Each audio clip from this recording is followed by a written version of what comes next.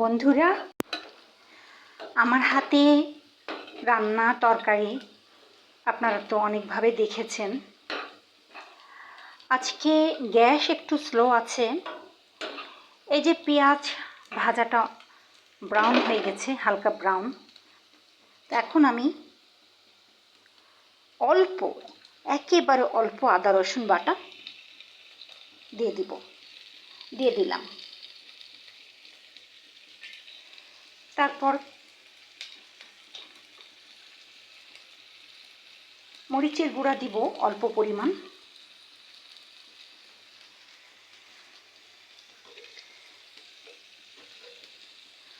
হলুদের গুঁড়া দিলাম অল্প পরিমাণ। নাড়াচাড়া করতে থাকি। পেঁয়াজটা ভাজার সময় আমি দারচিনি, এলাচ, গোলমরিচ এগুলো দিয়ে দিয়েছি।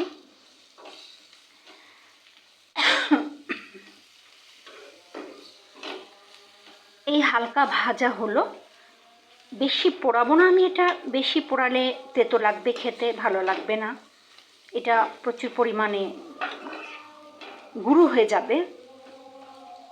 এখন আমি এই মুরগিগুলো দিয়ে দিব।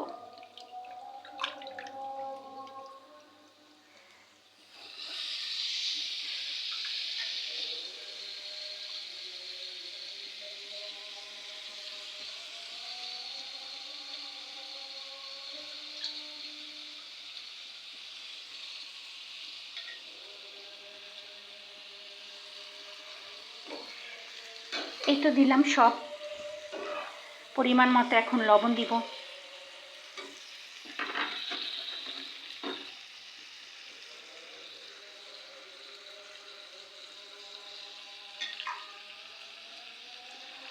অল্প চিনি দিব।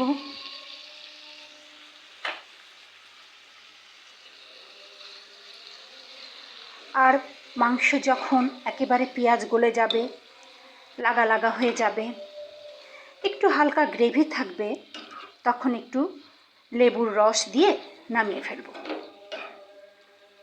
এই তো আজকের এই সিস্টেম করে রান্না করছি। এই আর কি, গতকালকের তরকারি রয়ে গেছে।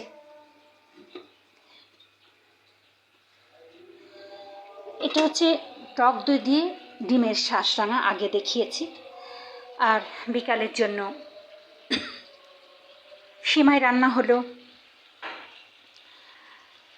সেমাইটা এখানে আপনার দেশি বাদাম বাটা, দুধ এবং গুঁড়া দুধ, লিকুইড দুধ দিয়ে পাক করা হয়েছে, রান্না করা হয়েছে। উপরে কাঠবাদাম কুচি কুচি করে কেটে দেওয়া হয়েছে, কুচি কুচি করে কেটে দেওয়া হয়েছে। তো বন্ধুরা, এই তো আজকের সিস্টেম রান্না হচ্ছে। এটা নাড়াচাড়ার জন্য আমাকে 2 হাত ব্যবহার করতে হবে। আমি ভিডিওটা এখন ছেড়ে দিব, যেহেতু আমাকে সহযোগিতা করার কেউ নাই। বন্ধুরা, এটা আপনারা আগাগোড়াই জানেন। তো ভালো থাকবেন, আমাদের জন্য দোয়া করবেন।